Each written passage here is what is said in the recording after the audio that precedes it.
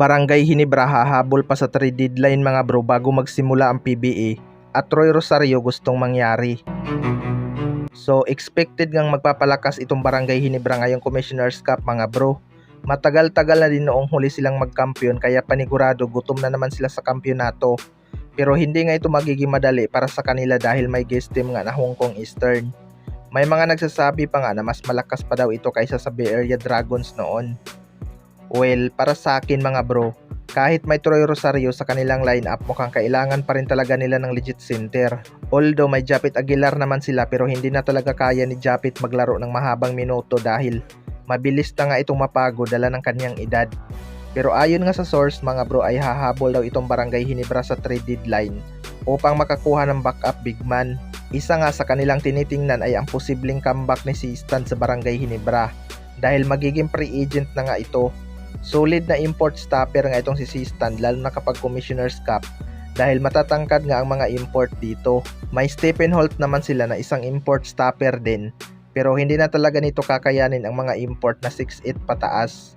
Kay Rondy Hollis Jefferson pa nga lang mga bro ay nahihirapan na ito, 'di ba? Kaya asahan natin na posibleng gagawa ng paraan ang Barangay Ginebra para magkaroon sila ng legit center na makakapalitan ni Japit Aguilar. Sa kabilang banda naman mga bro, Troy Rosario gustong mangyari. Ito ngang si Troy Rosario ay official lang nasa Barangay Ginebra mga bro.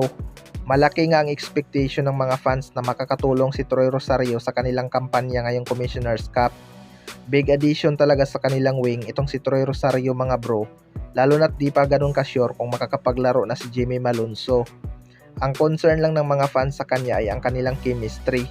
Gusto ngang mangyari ni Troy Rosario mga bro na ma-adapt agad ang sistema ni Coach Tim Cone dahil hindi talaga to ganun kadali matutunan. Well, para sa akin mga bro, halos lahat nga ng Ginebra player ngayon ay nasa adjustment period pa maliban sa mga veterano nila. Malaking factor talaga sa opensa ng Barangay Ginebra kapag nakabisado na nila ang sistema ni Coach Tim Cone dahil marami nga silang pahihirapan. Bagay na bagay din naman sa triangle offense itong si Troy Rosario dahil hindi nga ito tamad gumalaw at may shooting din beyond the arc. Kaso hindi talaga ganun kasulid ang kanilang chemistry dahil bagong dating lang sina Stephen Holt, RJ Abarrientos at Troy Rosario. Pero marami namang naniniwala mga bro na kaya ng Barangay Ginebra makapasok ulit ng finals kapag 100% na si Justin Brownlee. Pero looking good naman na itong si Justin Brownlee mga bro dahil bumalik na nga ang kanyang laro kontra New Zealand. Kaya abangan na lang natin kung mag-click agad si Troy Rosario sa opensa ng Barangay Ginebra at sa triangle offense ni Coach Tim Cone. Kayo mga bro, ano masasabi nyo tungkol dito?